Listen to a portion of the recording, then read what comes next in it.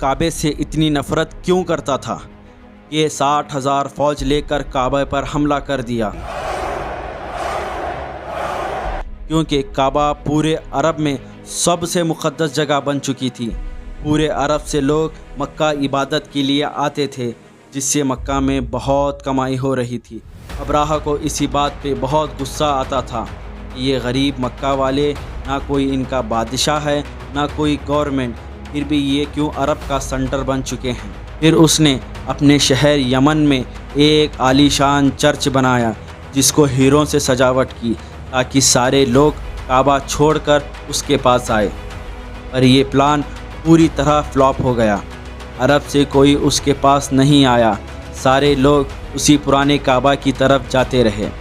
اتنا خرچہ، اتنا ٹائم دینے کے بعد ابراہہ فیل ہوا، تو پھر ابراہہ کے پاس اب صرف ایک ہی راستہ تھا، تو اس نے 60,000 کی فوج تیار کی اور کعبہ پر حملہ کر دیا، اور اس کی فوج نے مکہ والوں کے تمام اونٹوں اور دوسرے جانوروں کو چھین لیا۔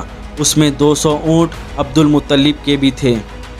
عبد المطلب کو اس واقعے سے بڑا رنج پہنچا، چنانچہ آپ اس معاملے میں گفتگو کرنے کے لیے اس کے لشکر میں تشریف لے گئے۔ جب ابراہہ کو معلوم ہوا سردار قریش اس کے پاس آئے ہیں، تو اس نے آپ کو اپنے خیمے میں بلایا۔ ابراہہ نے فرمایا، اے سردار قریش، یہاں آپ کے آنے کا مقصد کیا ہے؟ عبد المطلب نے جواب دیا کہ ہمارے اونٹ اور بکریاں وغیرہ جو آپ کے سپاہی لے آئے ہیں، ان سب جانوروں کو آپ ہمیں واپس کر دیجئے۔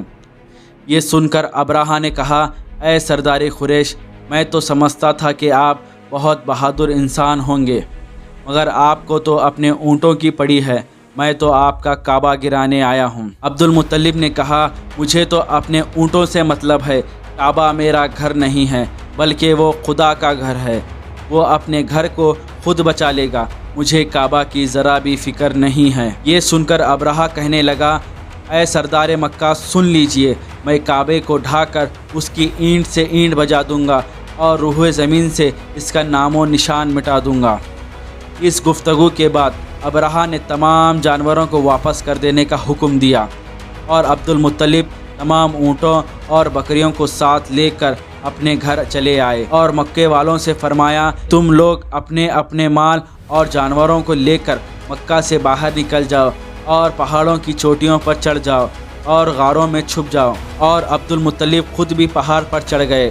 پھر اگلے دن ابراہہ جب صبح کو کعبہ ڈھانے کے لیے اپنے لشکر اور ہاتھیوں کی قطار کے ساتھ آگے بڑھا اور کعبے کے قریب پہنچا، تو اس کا ہاتھی ایک دم سے بیٹھ گیا، لاکھ کوشش کے باوجود وہ نہیں اٹھا۔ اس کے بعد آسمانوں سے چھوٹے چھوٹے پرندے جھنڈ کے جھنڈ، جن کے چونچوں اور پنجوں میں کنکریاں تھیں، جو سمندر کی جانب سے کعبہ کی طرف آنے لگی۔ وہ ایسے پرندے تھے جو اس سے پہلے نہ اس کے بعد دیکھے گئے۔ وہ پرندے ابراہہ کی فوج کو ٹارگٹ کر کر کے مار رہے تھے، جیسے وہ پتھر ان کو لگتا وہ ان کے جسموں کو چیرتے ہوئے باہر نکل جاتا تھا۔ ابراہہ کی فوج کا ایک آدمی بھی زندہ نہیں بچا، اور سب کے سب ابراہہ اور اس کے ساتھیوں کے ساتھ اس طرح ہلاک و برباد ہو گئے کہ ان کے جسموں کی بوٹیاں ٹکڑے ٹکڑے ہو کر زمین پر گر گئی۔ جب ابراہہ اور اس کے ساتھیوں کا یہ انجام ہوا، تب عبد المطلب پہاڑ سے نیچے اترے اور خدا کا شکر ادا کیا۔ ان کی اس کرامت کا دور دور تک چرچا ہو گیا، اور تمام اہل عرب ان کو بادشاہ کی حیثیت سے دیکھنے لگے۔ اس وقت کے بعد مکہ کو دور دور سے لوگ آنے لگے، اور مکہ میں دولت آسمان چھونے لگی۔